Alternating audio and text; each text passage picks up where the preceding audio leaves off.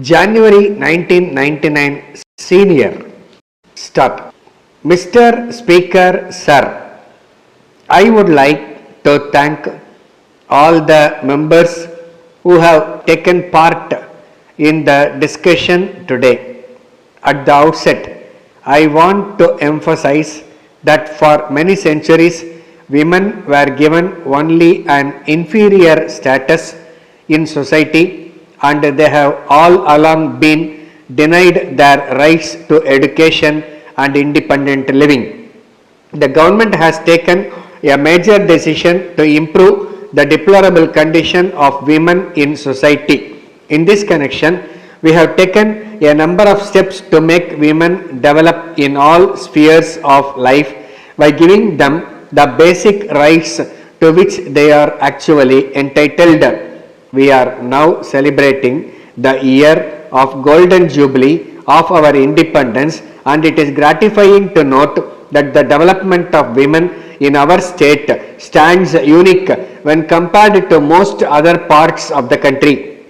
When we talk of women, our attention naturally goes towards the children also. The policies of our government have been adopted as a model by the Government of India as well as by other states. The noon meal program for the school children introduced in our state has been followed as a model throughout the country.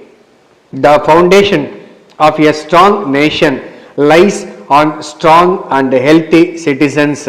No country in the world can aspire to develop without paying attention to the well-being of its future citizens, namely the children. The first 6 years of a child's life is the period when the foundation for good and healthy life is laid.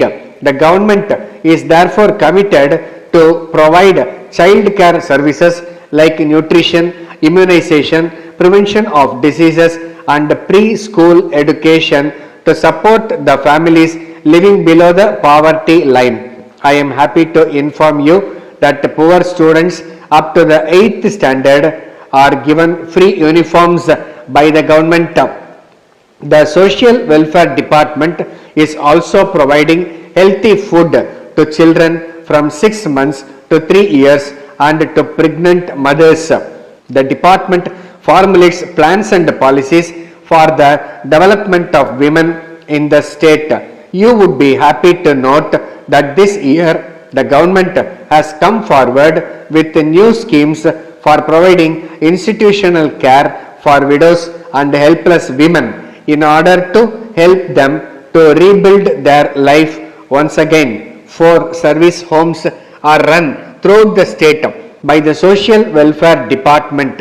I am sure that honorable members would extend their cooperation to the government in running these homes successfully.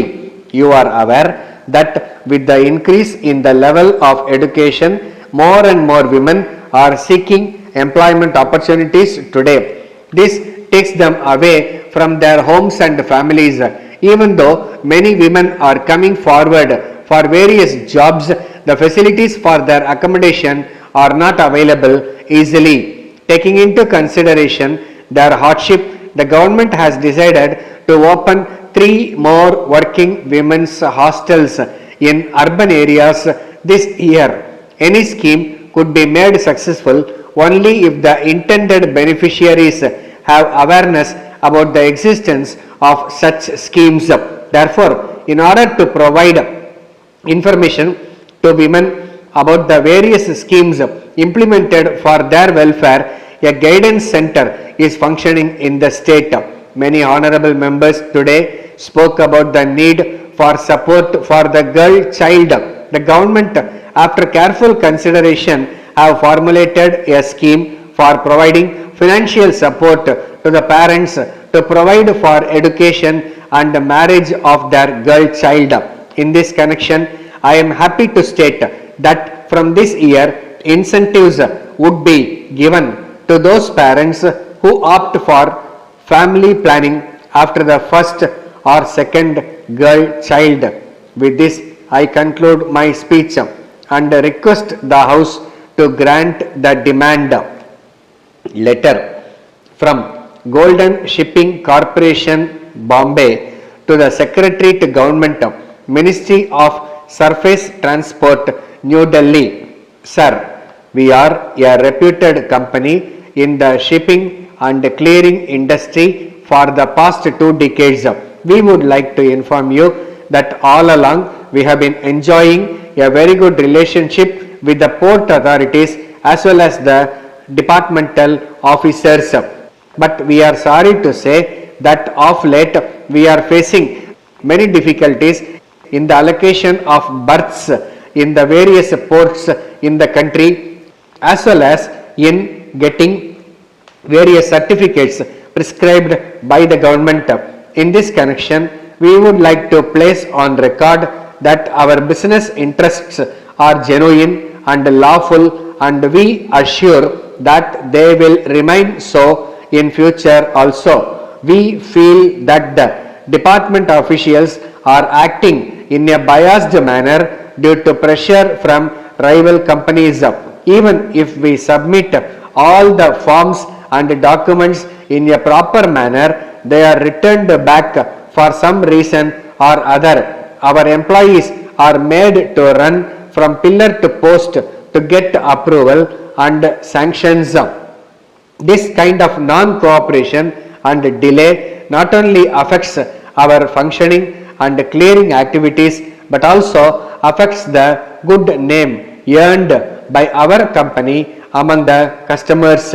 We therefore request you to kindly take into consideration our past record and instruct your officials to help us in completing the routine formalities at least in future. Yours faithfully, Stop.